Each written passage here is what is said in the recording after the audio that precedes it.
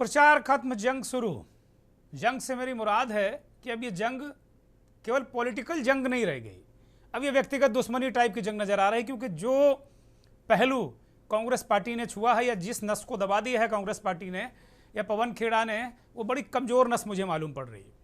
हेमंता बिस्वा शर्मा और उनकी पत्नी की जो शारीरिक भाषा है,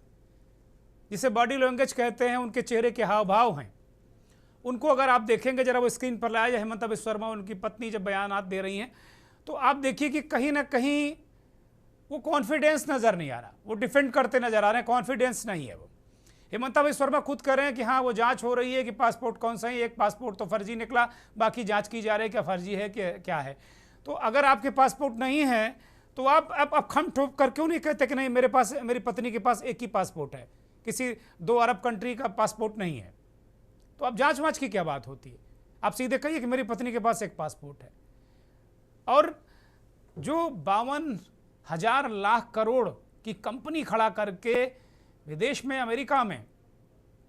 बहुत बहुत बड़ा एक इंफ्रास्ट्रक्चर का कारोबार, बिल्डर के रूप में, इंफ्रास्ट्रक्चर के रूप में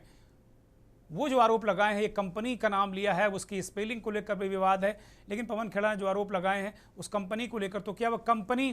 हेमंता बिस्वा शर्मा की है, उनकी पत्नी के है, और बहुत सारे निवेश भी हैं उनके विदेश में, ये भी आरोप लगे हैं। सोशल, एक बीबीसी की एक रिपोर्ट के अनुसार उसके निवेश भी हैं उनके,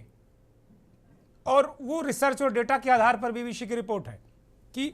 वो उनके निवेश हैं विदेश में। तो ऐसा कौन सा हेमंता बिस्वा शर्मा काम कर रहे हैं भाई, वो कम से कम 30 साल से तो राजनीति कर रहे हैं, और राजनीति करने वाला व्यक्ति